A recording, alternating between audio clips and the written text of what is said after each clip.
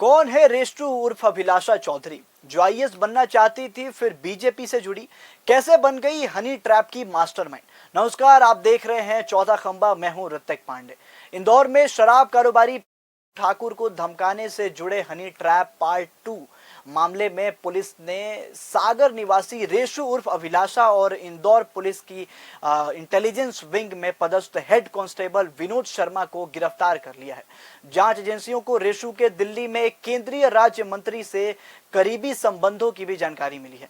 दोनों को शाम मजिस्ट्रेट के बंगले पर पेश किया गया। वहां से कोर्ट ने उन्हें 25 मई तक पुलिस रिमांड पर भेज दिया। इस हाई प्रोफाइल मामले की गंभीरता को देखते हुए दिल्ली से इंटेलिजेंस ब्यूरो के अधिकारियों ने भी इंदौर पुलिस से पूरे केस की जानकारी जुटाई है। सूत्रों के अनुसार इस नेटवर्क में कई नेता, अफसर और बड़े कारोबारी जुड़े हुए बताए जा रहे हैं। अब तक इस केस में कथित लेडी तस्कर अलका दीक्षित, लाखन चौधरी, जयदीप, जितेंद्र पुरोहित और मास्टरमाइंड श्वेता जैन समेत 7 आरोपियों को गिरफ्तार कर लिया गया है।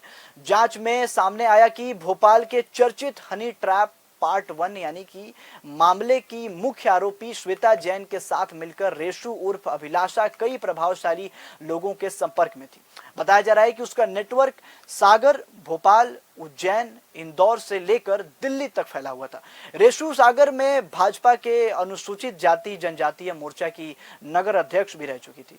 वह मूल रूप से सागर के मकरोनिया क्षेत्र की रहने वाली है और आईएएस की तैयारी भी कर चुकी है। जानकारी के मुताबिक पढ़ाई के लिए वो ओमान गई थी। वहां उसने एक कारोबारी से शादी की, लेकिन बाद में दोनों का तलाक हो गया। भारत लौटने के बाद उसने राजनीति में सक्रियता बढ़ाई और सागर में यूपीएससी कोचिंग सेंटर भी संचालित किया। इस दौरान उस पर कुछ लोगों से धोखाधड़ी करने के आरोप भी लगे।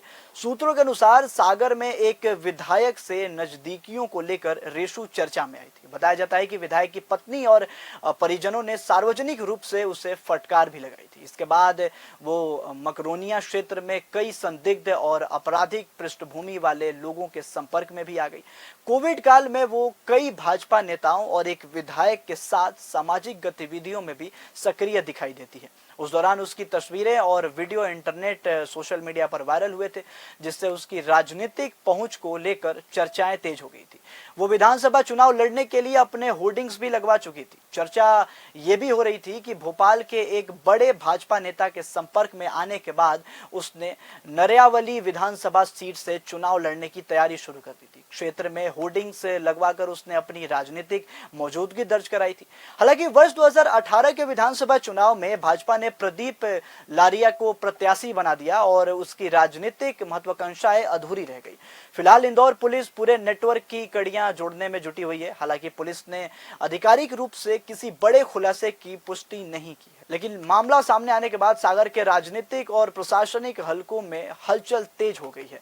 पूरा वीडियो देखने के लिए आपका शुक्रिया। मैं ऋतिक पांडे मिलता हूं एक और नए वीडियो के साथ। देखते रहिए चौथा खंबा।